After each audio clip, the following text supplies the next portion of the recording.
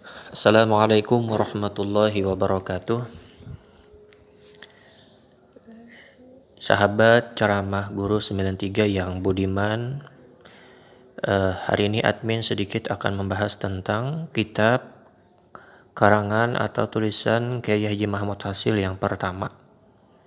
Sebelum admin jelaskan, admin berterima kasih kepada kawan-kawan yang sudah setia untuk menonton, ya, mensubscribe, kemudian like dan share.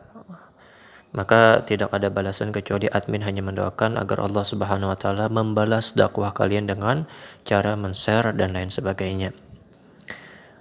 Jadi sebelum kita bahas, sedikit admin bercerita, ya. Ada salah satu ulama besar di Kalimantan. Beliau adalah ulama sepuh, ya. Bahwa ketika beliau melihat kitab ini kemudian membaca, ya, ternyata komentar beliau apa? Kata beliau, kalau ingin memahami kitab ilmu hakikat, lebih-lebih kitab Darun Nafis yang mungkin sulit untuk dipaham, ya, maka untuk cara mudah memaham ialah dengan cara membaca kitab simpanan berharga karangan Kiai Haji Mahmud Hasil ini. Kemudian kitab ini Masya Allah, ya, sudah sampai ke Hadramaut, kemudian juga sampai ke perpustakaan Mesir. Karena memang kitab ini begitu dahsyat dan luar biasa memberikan manfaat, ya. Karena ilmu yang diajarkan pun juga begitu luar biasa, bahwa agar jasmani dan rohani kita selalu terhubung kepada Allah dan Rasulullah dengan meyakini dan merasakan bahwa diri jasmani dan rohani kita daripada Nur Muhammad sallallahu alaihi wasallam. Jadi kitab pertama beliau ini khusus membahas tentang ilmu hakikat, ya. Jadi dulu admin pernah mendengar cerita langsung dari beliau, ya, dari Kiai Haji Muhammad Hasil. Jadi admin kadang-kadang ketemu beliau gitu, ya. Dulu juga sering ke rumah beliau. Jadi kata beliau, sejarah aku menulis kitab ini. Jadi dulu kata beliau, ketika aku pindah ke Palangkaraya, orang di sekitar atau masyarakat di sekitar menganggap bahwasanya beliau ini kayaknya seperti orang awam gitu, ya. Karena memang beliau berpakaian pun juga berpakaian orang awam gitu. Jadi karena pada saat itu ada salah satu makam yang tanahnya itu terkikis, ya, sampai terlihat kain kafannya, maka orang kampung pun, orang masyarakat di sekitar pun berinisiatif untuk membongkar, untuk dipindahkan. Ternyata ketika dibongkar, mayat pada saat itu tidak hancur, bahkan sampai kain kafannya pun juga tidak hancur.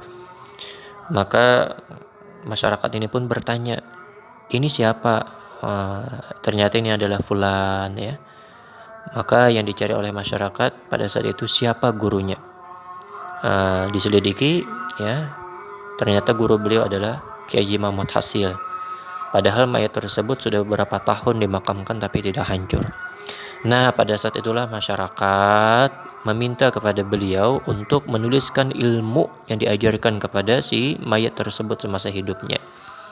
Karena orang yang tidak hancur di dalam kubur itu kan pertanda bahwa dia mulia di hadapan Allah Subhanahu wa taala.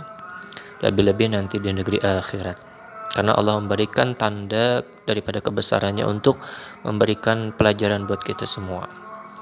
Dan kata beliau 3 tahun atau 4 tahun yang lalu beliau mengatakan bahwa jamaah itu ada yang bercerita kepada beliau dan beliau catat ternyata ada 38 orang yang mentamatkan kitab ini, kemudian mengamalkan kitab ini, ya, bahwa 38 orang sudah yang bermimpi dengan Rasulullah Shallallahu Alaihi Wasallam.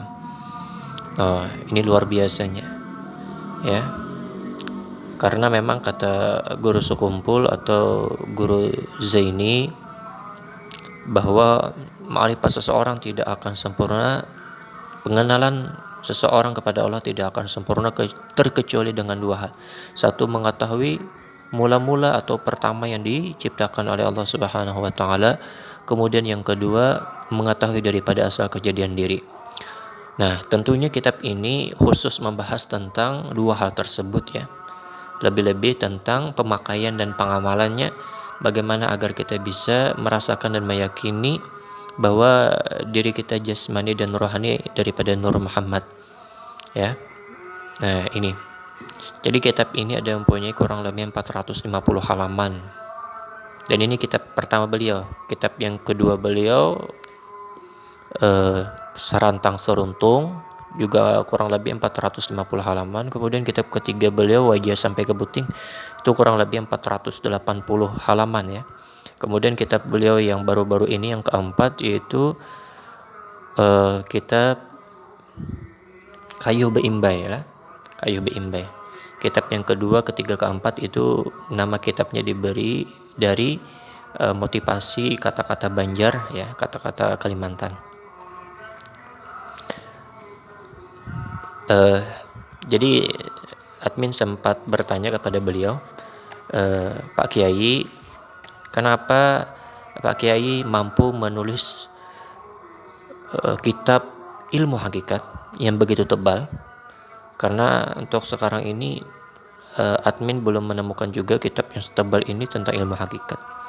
Kata beliau dengan ringkas menjawab bahwasanya, kata beliau, ketika aku menulis pada saat itu aku terbuka hijab, kata beliau. Terbuka hijab. Kemudian memang beliau mendapatkan izin dari guru-guru beliau, guru-guru besar beliau untuk menuliskan kitab. Nah, mungkin juga dengan izin guru beliau Allah Subhanahu wa taala mempermudahkan beliau untuk menyusun kitab ini. Nah, ini kitabnya.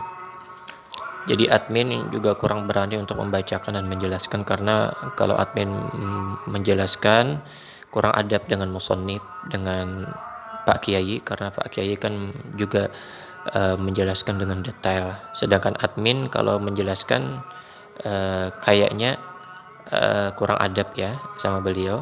Apalagi memang admin kurang mengetahui juga dengan detail, karena admin juga masih belajar ya. Jadi sini sedikit saya tampilkan daftar isinya ya, daftar isinya. Nah, mungkin bisa teman-teman nanti screenshot kemudian membaca ya apa saja isi dari kitab ini. Ini adalah tulisan Arab tapi bahasanya bahasa Indonesia. Biasa disebut dengan bahasa Melayu ya. Nah, kalau kitab pertama ini khusus membahas ilmu hakikat. Kalau kitab yang kedua, ketiga, keempat itu pembahasannya juga ilmu hakikat, tapi dijabarkan beliau kepada ilmu syariat. Jadi nanti kita akan membahas lagi tentang isi kandungan kitab beliau, ya. Tapi nanti admin bacakan sedikit-sedikit gitu ya.